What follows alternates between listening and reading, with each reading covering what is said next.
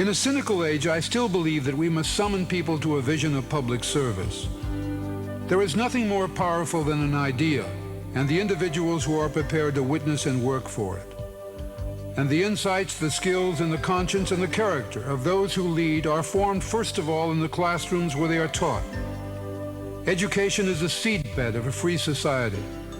The nation of the next generation is already being decided every day in places like this.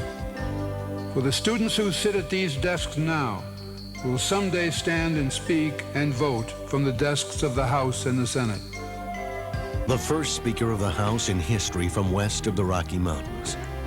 In his 30 years in Congress, he came home again and again to Eastern Washington and Washington State University. And now at that university, a new institute that carries his name and will carry on his ideals.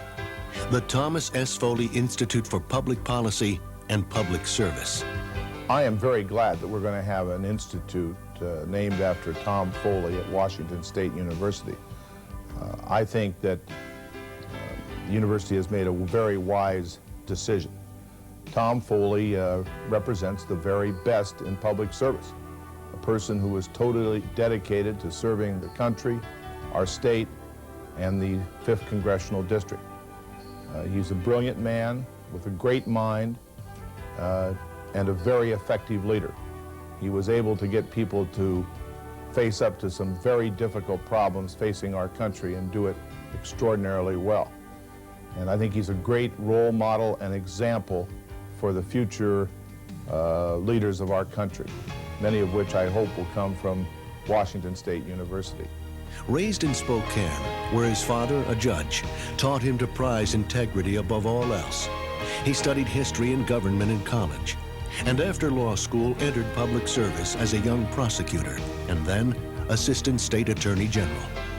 He went to work for one of the giants of the Senate, Henry Jackson, and then was elected to Congress in 1964, where the Almanac of American Politics said he became a principled reformer and earned a reputation for fairness, honesty, and an elegant intellect. I knew Tom from the time I began in politics in 1970, and when I got to Washington, I was really in awe of him because of his knowledge, so that any time I was going to do something, I would always go and check with him or his staff about what his approach to a given issue might be, because he had so much breadth of understanding that he always added something to what I knew about the issue. I very seldom made mistakes if I asked Tom first. He was a powerful voice for his constituents, serving on the Agriculture Committee and rising to its chairmanship. But he spoke the nation's conscience as well. Even though there were few minorities in his district, he took up the fight for civil rights. He stood up when he saw a basic threat to the liberties enshrined in the Constitution. And he took on powerful lobbies even when they threatened him with defeat. He won 15 straight elections, and then when he lost, he left with a grace as powerful as the office he held, and as remarkable as the many achievements of his tenure. He has character and integrity. And when even everybody else has left the position, he would stand and fight for what he believed in, no matter what the political cost. That is statesmanship, and that's what we need in this country today. In December 1994, he chose this university, which had long been his concern as the home of the Foley Institute. Washington State University, 19,000 students, an historic land-grant mission of teaching, research, and community involvement. One of the oldest and most prestigious honors programs in the nation. A world-class research center in agriculture. The Edward R. Murrow School of Communication. And now, the Thomas S. Foley Institute for Public Policy and Public Service. Contributions to the Foley Center will be used to fund an ambitious program including a team of outstanding scholars tackling some of the toughest problems confronting the public sector. A commitment to develop model programs in civic leadership from kindergarten through graduate school. A strategy to educate the public on great issues through the use of new, cutting-edge technologies. Foley Fellowships and scholarships to help students preparing for careers in public service. undergraduate and graduate programs in government, where students learn about issues by taking them on in on-the-job internships. Contributions to the Foley Institute will also establish an endowed chair and 4 distinguished professorships in areas central to the career of the 49th Speaker of the House. Tom Foley has been an influential advocate for family farmers and a shaping force in farm policy.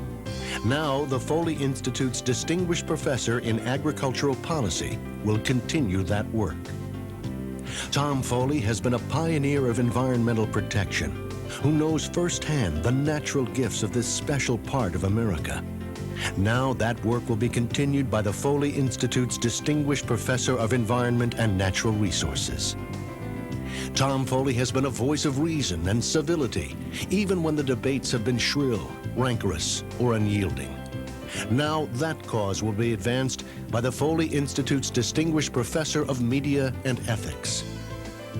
Tom Foley's career has been proof of John Kennedy's belief that public service can be an honorable profession. Now, a new generation will be prepared for that profession by the Foley Institute's distinguished professor of government studies and public service. I've known Tom Foley since I came to Washington as a freshman. We were different in party, in ideology, and yet there's a humanness and a decency to Tom Foley that I think is well worth studying by any student of the art of legislative politics or the art of self-government. I first got to listen to him when he was the chairman of the Agriculture Committee of the House, and we were one night invited by the Chief of Naval Operations to a private dinner. I was only a freshman, and it was a fabulous opportunity to learn about the human side of the political process and how people matter. When he was Speaker and I was the Republican whip, we often met on a variety of issues. I found that he had a deep commitment to every citizen being involved, and while we disagreed pretty passionately about some things, and he used all the advantages of the majority, and I tried to use all the opportunities of the minority to see who could get the best of the other. There was a constant decency and civility, a willingness to put country above party, that I think was the hallmark of his career. At a time when so many Americans are alienated from the political process and feel powerless to change the world around them, the life and the work of one man have made a remarkable difference. Thomas S. Foley, a son of Eastern Washington, who rose to become the nation's 3rd highest official, and whose belief in public service has now been brought home to the institute that bears his name at Washington State University. You can be part of the Foley Institute by supporting its work, not just to honor an individual, but to advance for new generations the enduring principles which he exemplifies. Through the Foley Institute, the work of Tom and Heather Foley, 2 of the best of our public servants, who have given so much of themselves to their community and their nation, will be sustained.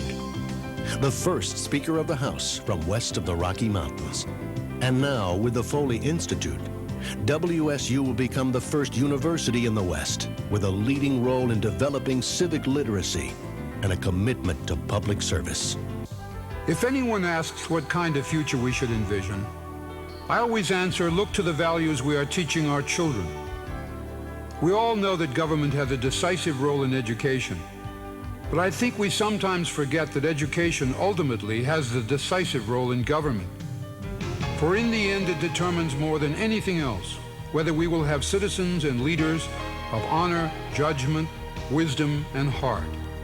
With your support, those are the qualities which this institute will nurture and advance, helping this nation become what it has always been destined to be, the best hope of a free people to live together in an open, prosperous, and just society.